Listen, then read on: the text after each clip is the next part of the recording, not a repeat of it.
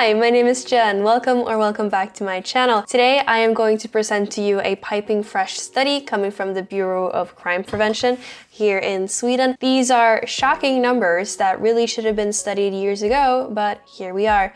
If you like what I do on this channel, be sure to subscribe to see more. Help the algorithm by commenting what you think, like the video if you like it, dislike it if you don't like it, and maybe share my video on other social media platforms if you want the word to be spread. So let's just get into it. Let's start by reading this article that I translated from Swedish. It's from the Swedish television news, SVT, and it goes through the main bits of the study. So the Crime Prevention Bureau, BRÅ, has been commissioned to investigate the development of deadly shootings in Sweden. The study compared fatal shootings with 22 other European countries for 19 years between 2000 and 2019, and the conclusion was that Sweden is at the highest level in Europe when it comes to lethal shooting violence. The increase that Sweden reports cannot be seen anywhere else in Europe. Sweden has moved from the bottom to the top in Europe statistics, says Klara Raldilova-Selin, investigator at BRÅ. 8 out of 10 of these fatal shootings in Sweden take place in so-called criminal environments, the study shows. According to BRÅ, the shootings can be linked to illegal drug trafficking, criminal groups, and a lack of trust in the police. But these factors are found in several other European countries. We do not know the background to why the fatal shooting violence has increased the most in Sweden, says Klara Raldilova-Selin. Håkan Jarborg, who is chief of police in the police region South, comments on the results and says, "Unfortunately, what we have seen before confirms that the increase in Sweden is unique." And the article from SVT concludes like this. In the early 2000s, Sweden was at the bottom when it came to lethal shootings in Europe. Since 2013, however, the violence has increased sharply, and since 2018, Sweden is at the top. When it comes to other deadly violence, Sweden is still very low compared to other European countries. The BRÅ study also shows the fatal shootings have decreased somewhat in 2021, but that is not included in this study, so I don't know why it's included in the article. The decrease that we can see this year could be due to the massive criminal bust on European crime gangs done by French police, which has resulted in a lot of gang members being locked up and therefore not being able to shoot anyone. So it could be argued that even this little decrease that we see this year is not even due to anything that our government has been implementing or doing. But I digress. Our government has not wanted this type of study to be made. This could have been made in 2013 already, or 2010 or 2015, and we could have started to implement changes to combat this. But we have not even been able to talk about these things honestly, much less study them like in this way. And instead, our criminal of crime, our minister of crime, Morgan Johansson, has been wanting to focus on how Sweden has seen a decrease in lethal violence, which he has stated many times over when talking about this specific issue of gang violence and the shooting violence. And he said in 2019 that, however, the lethal violence total has decreased during a longer period, and in relation to the population, the deadly violence is on lower level than in the beginning of the 90s. This, he said, when answering a question from a moderate politician on what the government is doing to combat a rising criminal activity from gangs and how to make Sweden a safe country again. It seems very important for the government to not focus on the problems, but instead focus on how this gang violence has nothing to do with the general safety of Swedes. This is something that my Swedish viewers will be very, very familiar with.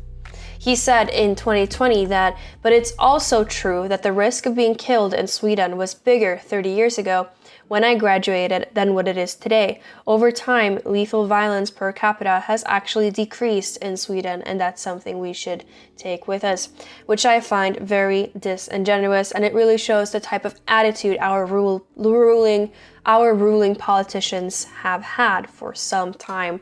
There is no chance that civilians will be caught in the middle. There is no chance that civilians will be affected in any way. Sweden has never been safer, except it's not. We have a case from 2016 where a regular 24-year-old who had just got his dream fulfilled of working as a dentist 2 weeks prior was shot and killed because the criminals thought that he was someone else. The same thing happened in 2018 in Segeltorp, where another man was shot by gang members because he was thought to resemble someone else. We have another case where a 12-year-old girl was shot and killed while out with her dog late at night. This was a bullet meant for someone else in a drive-by shooting. And we have this case where a little boy was at the store buying cheese doodles, and he was robbed by a gang wielding a knife that might as well have been a sword when you look at the mere size of it compared to his little back. And speaking of children being affected by this new violent Sweden, let me bring you some numbers from a school survey done by the Crime Prevention Bureau in 2019. It says that half of the students in year 9 had been exposed to crime at least once during the 12-month period. The girls were mainly exposed to theft, followed by sexual offenses. The boys for theft, followed by assault. And just over half of the students state that they had also committed a crime in the past 12 months. The majority of those who state that they have committed a crime answered that they were also the victim of crime during that same year. Furthermore, almost half state that they avoid certain places, activities, or people out of concern for crime. 56% of girls state that the anxiety results in limitations in everyday life. For boys, the corresponding figure is 46%, which is an increase from 37% in 4 years. The increase of criminal gang violence does not only affect people involved in gangs. I mean, you don't have to be smart to figure that out. It makes our whole nation unsafe. There is an attitude that spreads amongst our youth that being a criminal and being involved in criminal activity and criminal gangs is a viable career path, and that it will garner them respect, money, and a cool lifestyle. These criminal gangs, they spread fear amongst regular citizens. The people who live in unsafe neighborhoods get used to the power switch from the police to these gangs. People change their lifestyles out of fear. It makes us feel unsafe in our own homes. It restricts where we go, what we do, and our general sense of freedom. Sweden should have changed its trajectory a long time ago, but we haven't even been able to talk about these issues, much less release studies like this or fund studies like these. And I want to leave you with a summary of an article by Vidar Andersson, which I think reflects the situation quite well. There is no other answer to the question of why Sweden has become the country where most young men are shot dead than this. Sweden has allowed this to happen.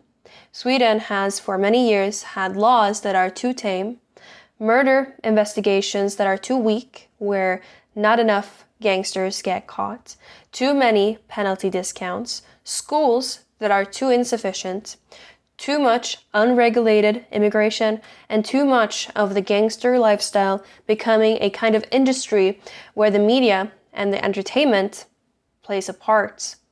Sweden has allowed this to happen, and the question now becomes, what does Sweden want to happen now? Thank you so much for watching this video. I know that this was really on the heavier side. I'm going to make some more lighter videos coming up, but I really wanted to report on this. I know that a lot of you are not going to be as interested in politics during the summertime. Everyone is going to be wanting to be outside in the sun, sunbathing and having swims, being on the beaches and all of that, which is also why I think this study was released now, because Parliament is going to go on leave now over the summer, and people are not going to pay as much attention, and I think that's deliberate. I can't point you to anything to prove that it's deliberate, but I feel that it is, and that's kind of sad. My takeaway from this is that I'm glad that this study was released so that we have clear numbers on this so that we can move forward. I am disappointed that this was not made a lot earlier. I'm disappointed that Swedish citizens and our politicians have not taken the many opportunities that we have had to open our eyes and see that we have some huge issues going on in Sweden. This is not the only problem area that we have, and where Sweden is topping the charts in Europe.